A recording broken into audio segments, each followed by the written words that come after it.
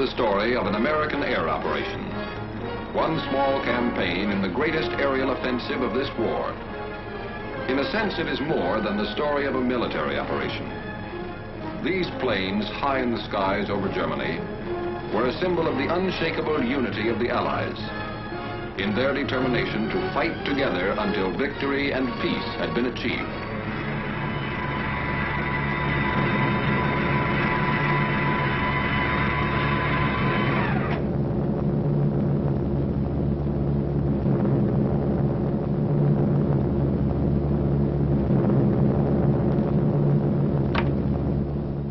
June 2nd, 1944. On this day, 650 American flying fortresses inflicted severe damage on German defenses along the invasion coast.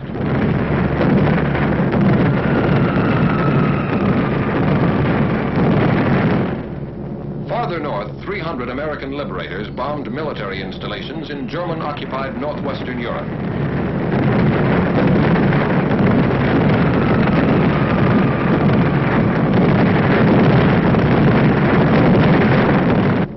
Was heavy over some targets. 8 of our planes did not return to their bases.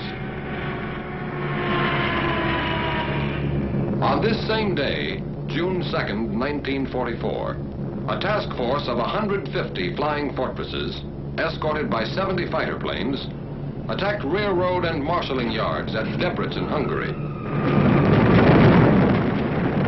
None of these planes returned to their bases on this day. June 21st, 1944. 300 liberators bombed the Focke-Wulf 190 engine factory at Bosdorf, Germany.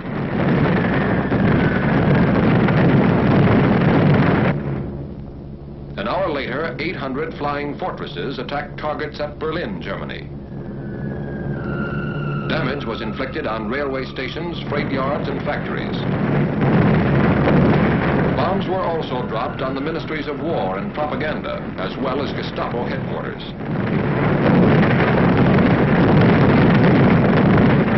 Over all these targets, flak was intense and accurate. Interception strong and determined.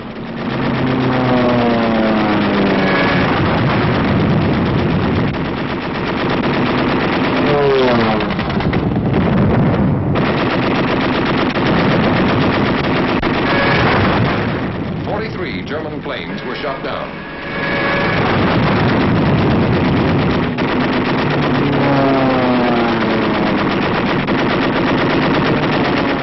"38 of our own planes did not return to their bases. And on this same day, at about the same time, 155 flying fortresses, escorted by fighters, bombed synthetic oil plants and refineries at Ruhland, 70 miles east of Leipzig, Germany.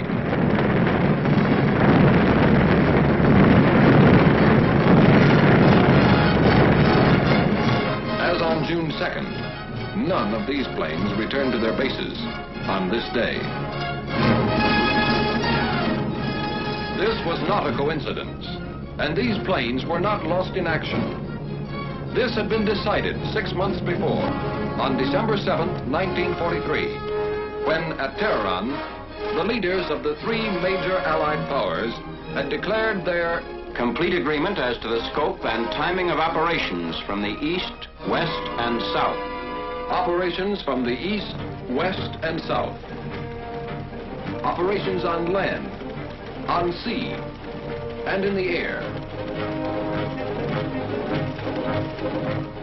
The USSR agrees to furnish bases in Russia for the use of the U.S. strategical air forces in Europe, such bases to be used for shuttle bombing operations. Operation Titanic. Shuttle bombing. With American air bases in Russia, our bombers based in England and Italy could attack objectives in Central Europe, the Balkans, or Eastern Germany, land in Russia, refuel, reload, and bomb additional enemy targets on their return trips to their home bases. Operation Titanic. A triangular superhighway in the sky. With shuttle bombing, flying distances from England to some extreme points in eastern Germany and Poland, and from Italy to some points in German-occupied Hungary and the Balkans, would be reduced by a third. Reduced flying distance means reduced danger. For while planes on the shuttle route would have already landed, planes making the round-trip run still have to face flak, interception, or engine failure. With shuttle bombing, strategic targets of importance to the Red Army could be bombed by American planes operating from Russian bases. With shuttle bombing, Germany and the Luftwaffe could never be quite sure where the next Allied air blow was coming from, or going to.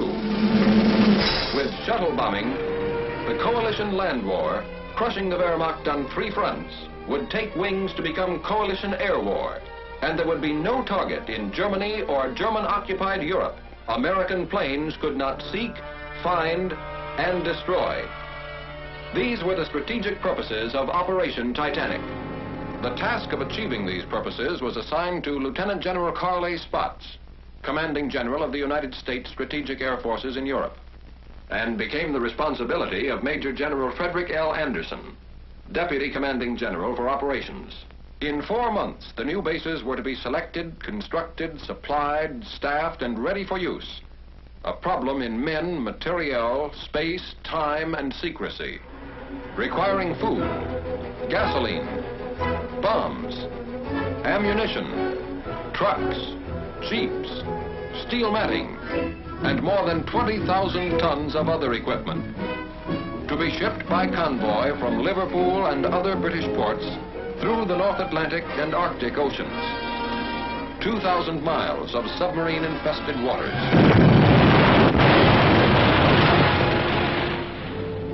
Then from Murmansk, the Soviets' Arctic ice-free port, by rail.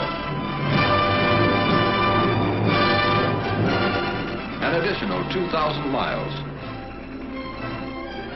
Radio equipment to be flown by ATC from the United States to Russia.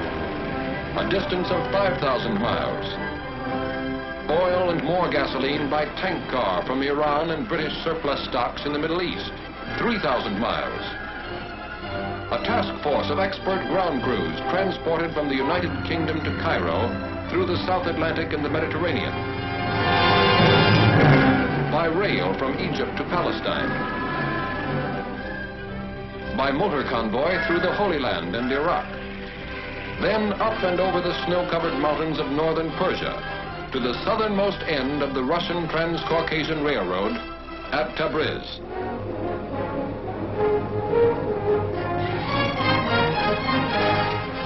Finally, by special train over the Caucasian Mountains to their new headquarters somewhere in Russia. A secret journey of more than 7,000 miles. By the end of 4 months, the bases were ready. And Ambassador Averill W. Harriman and Major General John R. Dean, head of the United States military mission at Moscow, landed on the first American airbase on Russian soil. Now, with preparation and organization completed, the task of transforming theory into reality was assigned to the 8th American Air Force, based somewhere in England, and the 15th Air Force, based somewhere in Italy. Early in the morning of June 2nd, crews of bomber and fighter commands of the 15th Air Force were assembled to be briefed for a special mission. A special mission for pilots, navigators, bombardiers, and gunners. And finally, a special word of farewell from Major General Twining, Commanding General of the 15th Air Force.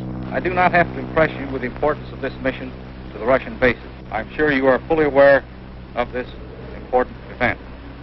I would like to mention one thing about which you must be very particular. That is your conduct while at these Russian bases. Be soldierly and neat at all times.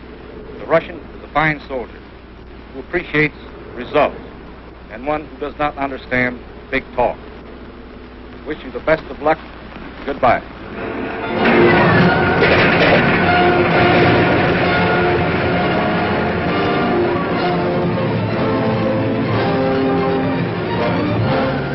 At 0600 hours, the bombers took off. with Lieutenant General Ira C. Aker, Commanding General of the Mediterranean Allied Air Forces, in personal command of the task force, the fortresses left the ground with clockwork precision. One fort every 30 seconds.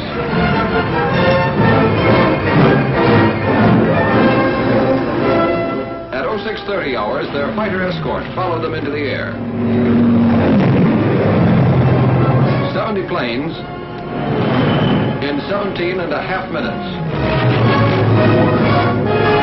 At 0730 hours, the bombers and the first relay of fighters made rendezvous over the Adriatic, and Titanic I was on its way. If the shuttle route to Russia was equally practical from England, was now to be proved by the 8th Air Force. 0100 hours, the morning of June 21st. Somewhere in England, Titanic II. At 0530 hours, the heavily loaded bombers took off into the fog of an English dawn. 24 minutes later, the first group was in the air, heading northeast to the task force assembly point.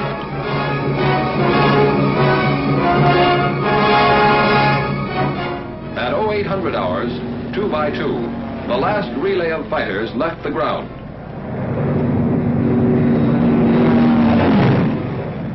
At 0930 hours, flying fortresses and Mustangs made rendezvous high over the German coast, and Titanic II was on its way. At 1200 hours, it dropped its bombs on the Ruland oil fields and continued to its new bases somewhere in Russia. That is why on June 2nd, and again on June 21st, American planes did not return to their bases somewhere in Italy or England.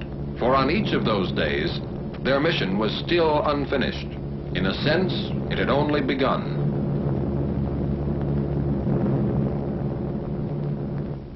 $1,500 hours.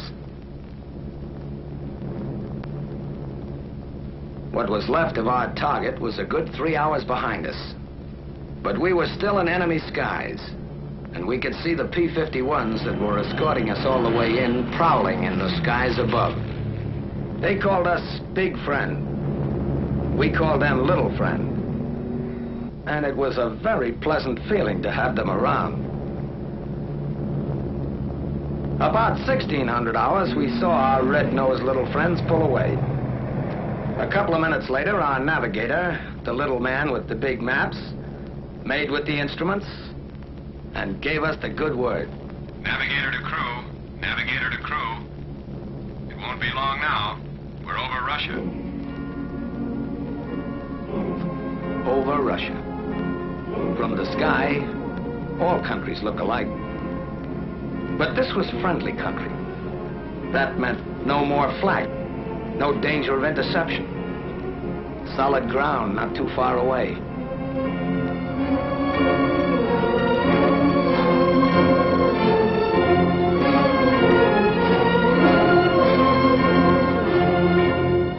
It meant a new country, a new people. Allies we'd heard about, read about, but never seen. How do you get along with people you can't even talk to? Would we like them? Would they like us?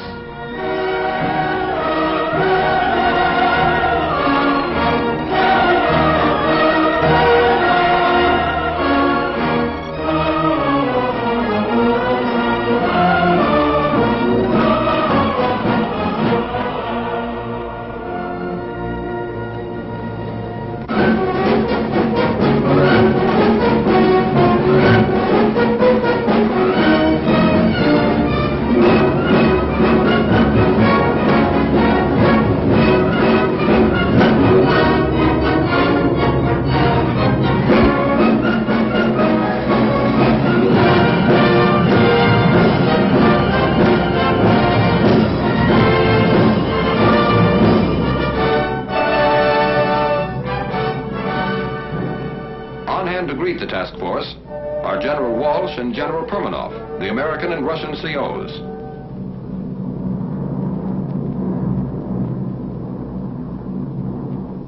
Coming in, Base X looked like any other American airfield.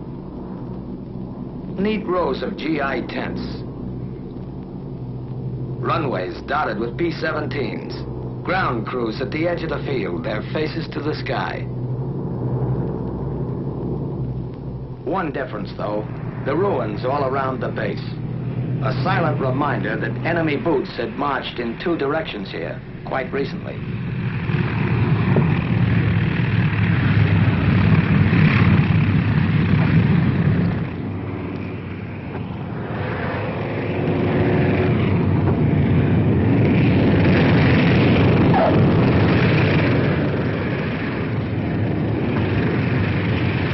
The forts follow each other down, a third of a world away from home. Wheels made in Akron touch steel matting made in Pittsburgh on an American landing field in Russia.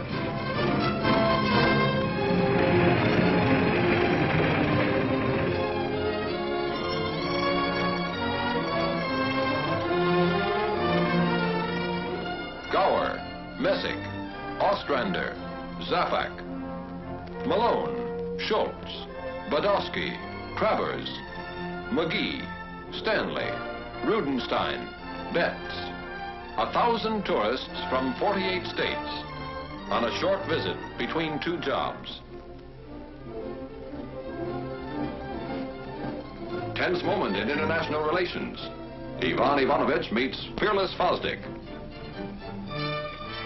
A handshake says, "Hello, very glad to see you," in any language. And General Permanov makes it official. I welcome you as fighting allies. Together we'll fight to victory. I wish you the best of luck in combat and a safe return home. After that, there was another important ceremony. Short snorter bills. If we didn't get those signed, the flight would have been illegal. Whenever flyers meet, they talk shop, even when they can't understand each other. That's when sign language came in handy. And it seemed to work at that. Some Russian WACs, officers, and enlisted women were on the welcoming committee, too. It would have been nice to sort of pursue the subject further, but there was work to be done. Interrogation, the reports and odds and ends of information that lay the groundwork for future operations. Interrogation is held in the open by courtesy of retreating German troops. Did you meet any fighter opposition to this? All right. How many fighters did you see? I'd say about 15. About 15? Yeah. With interrogation over, the men head for the tents, which will be their home as long as they remain in Russia. The first half of the mission is ended. The second half has already begun. Without the loss of an hour, the mixed ground crews of American and Russian mechanics take over the big bombers. Inspecting damages. Checking engines. Repairing equipment. Getting the fortresses ready for another trip.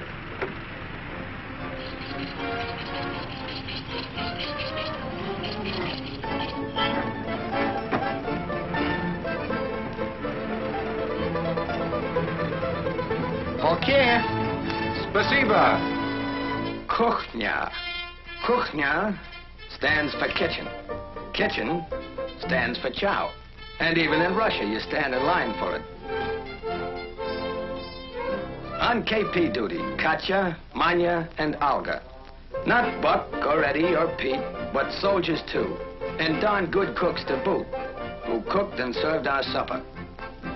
Hutch, Pajolista. K-ration, with a Russian accent. And spam a la Stroganoff. The coffee was hot. That's about all you could say for it. The name was Mashinka. Back at the field, the ground crews stayed with the bombers as long as there was light, making sure that nothing happened that shouldn't when the B-17s went up again. 2100 hours, 9 in the evening, somewhere in Russia. It's noon in Leominster, Massachusetts, lunchtime. It's 10 in the morning in Paragould, Arkansas. The sun is climbing high. In Los Angeles, California, the day's just beginning. The same day, just ending, somewhere in Russia. Small world.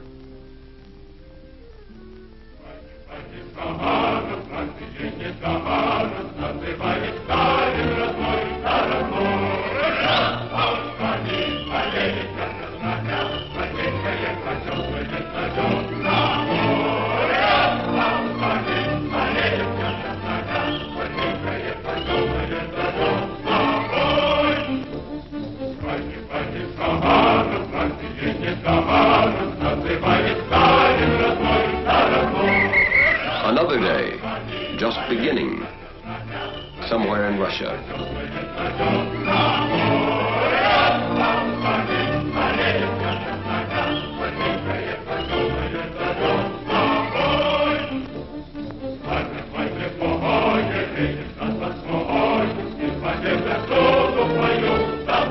Another working day. Another day of war. At headquarters, American officers headed by Colonel, now General Albert A. Kessler, and their Russian colleagues plan the next mission. Objective, the destruction of one of several strategic targets in the path of the Red Army. The target is selected. Weather permitting, mission tomorrow. A task force of this size needs gasoline, more than 350,000 gallons of it. Ammunition, more than 1 million rounds. Bombs, more than 500 tons. And more than 50,000 American and Russian man-hours of servicing and preparation. While the ground crews got the forts and fighters ready, our time was our own. Some of the fellows took advantage of a sunny morning and put on an exhibition of the national pastime. Some thought they'd teach the Russians another American pastime.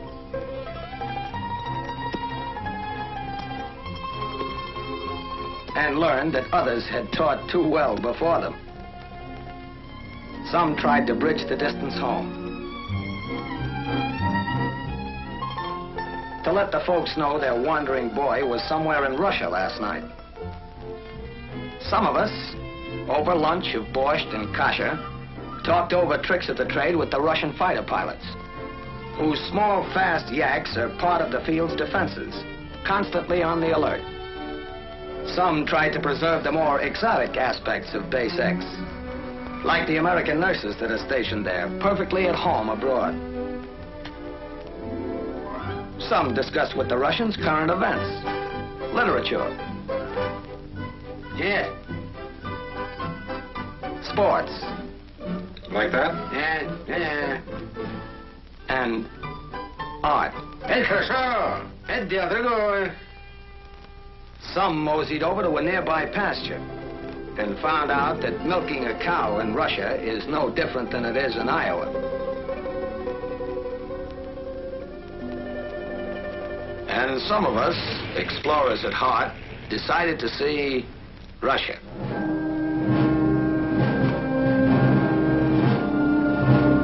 The town near the base is a market center for the adjacent farming district, and a fair was held each year along its main street.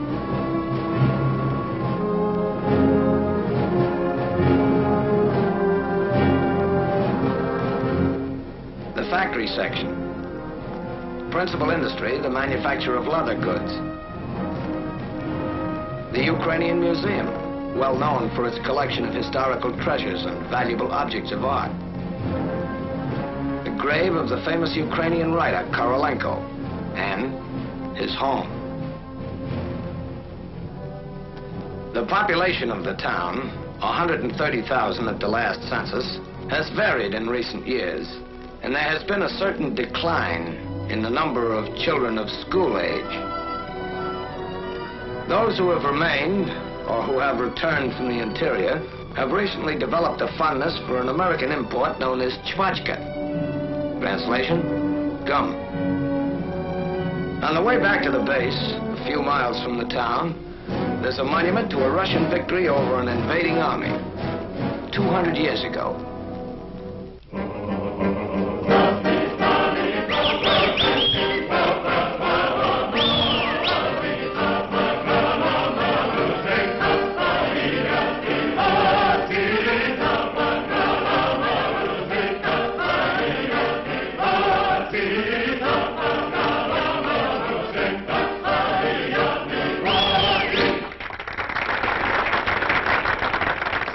Следующий номер. Украинские народные песни в исполнении хора имени Шевченко. Next number. Ukrainian folk songs by the Shevchenko choir.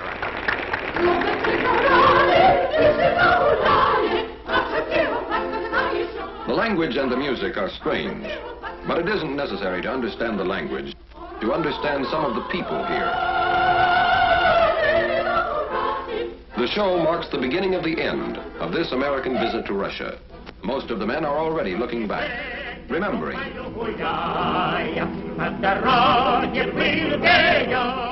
Lieutenant John Morris, navigator of Nanticoke, Pennsylvania, who has the Distinguished Flying Cross and the Air Medal with 4 clusters, was particularly impressed by the medals worn by the Russian soldiers. They don't wear ribbons like we do, but the actual medals. Practically every Russian soldier I ran into was loaded with decorations. Captain Percy W. Stressing, pilot of Rochester, New York, thought the show explained a lot about the Russian people. Those Russians sure like to sing and dance. One of the numbers was kind of a tap dance. I think the Russians resemble Americans in a lot of ways. They've got a great sense of humor. They can laugh and enjoy everything, even though their whole country is in ruins.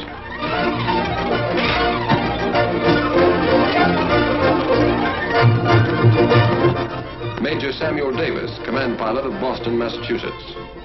It was good to relax and listen to music and laugh, but you could never forget there was a war on here. Most everybody was in uniform, men, women, even children. I saw a lot of kids who'd been through plenty of action. Some of them who had medals to prove it couldn't have been more than 10 or 12 years old.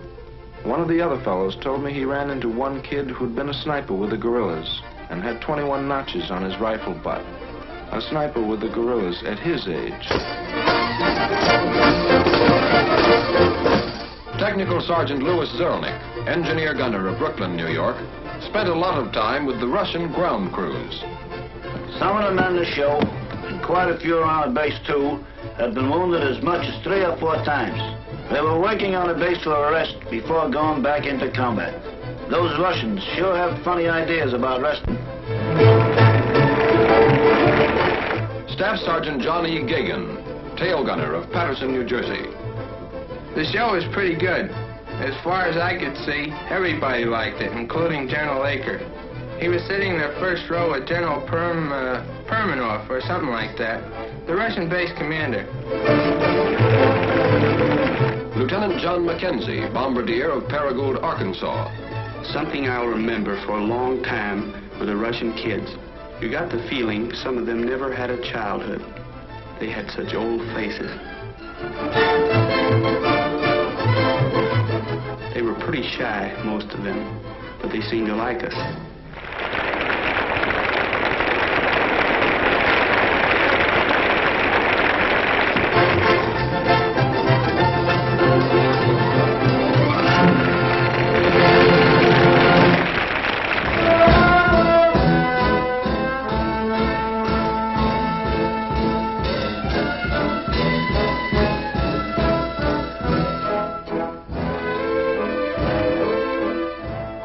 Sergeant Clinton Miller, engineer gunner of Montvale, New Jersey. The Russians like their dance music slow and sentimental, mostly waltzes. The girls do all kinds of jobs around the base, and they work very hard. Their clothes are plain and neat. They don't use makeup as a rule, but some of them wear lipstick. I remember one girl who was in charge of an ACAC crew. She had 12 enemy planes to her credit. Staff Sergeant Donald Craw, tail gunner of Stratford, Connecticut. The music at the dance is on the corny side, but the girls are nice. I met a girl from Leningrad whose father was a general. She taught me some Russian words, and I taught her some American slang. It didn't take long before I was saying, "Horror-shaw," and she was saying, "Okay, bud."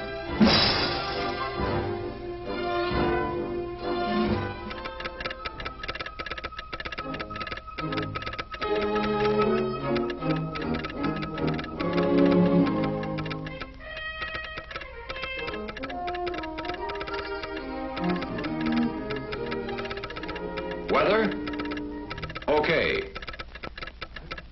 Take off, 0900 hours. Taxi out, 0845. Stations, 0840. Briefing, 0600 hours. Briefing. 0R 1320. Your altitude will be 22,000 feet, which is your bombing altitude. And the place will be the target. Target for today. It may be a locomotive works in Poland, an aerodrome in Hungary, an oil field in Romania, or a tank factory in Germany itself. Whatever the target, today's mission will prove again that no objective in German Europe is secure from American bombers. Your group and wing assembly will be at 12,000 feet over the base. Your bombing altitude will be 22,000 feet. We'll pick up our fighter escort over the front at 11:43. Target time, 13:20. Gas load, 2,700. Bomb load, 10 500-pound GPs. Bomb load, 10 500-pound GPs. GP, general purpose.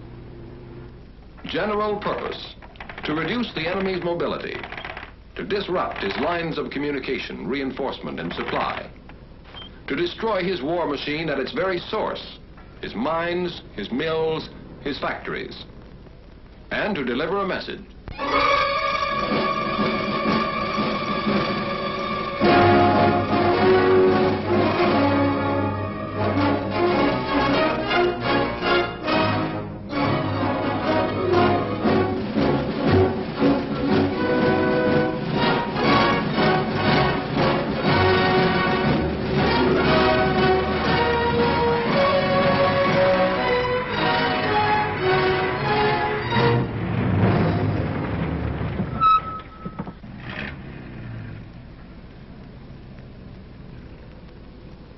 До свидания и счастливый путь. That means good luck. We'll be seeing you.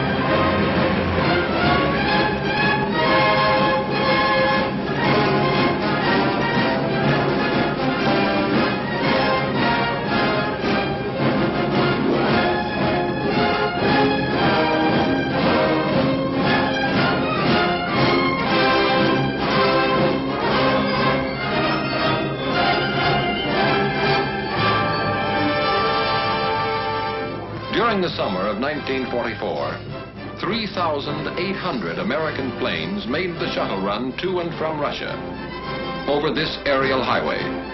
In less than 4 months, 24 targets in Germany and German-held territories, some never before within effective range of our bombers, felt the lash of American air power, striking against railway centers and marshalling yards at Debrecen and Szolnok, Hungary, Bucharest, and Ered, Romania, and Béziers, France, against aerodromes at Galatz, Oksani, Buzău, and Zelestia, Romania, Mielec, Poland, Kecskemés, Hungary, and Toulouse, France, against oil fields and refineries at Rulan, Germany, Drohobych, and Tercovina, Poland, Budapest, Hungary, and Ploiesti, Romania, against armament plants and aircraft factories at Gdynia, Poland, Miskolc, and Djostjor, Hungary, and Chemnitz, Germany. But even more important, this bomb and 10,000 more like it destroyed more than German factories, German oil depots, German railroads. They smashed Germany's last hope of escaping defeat by dividing the Allies. Never before have the major Allies been more closely united, and they're determined to continue to be united so that the ideal of lasting peace will become a reality.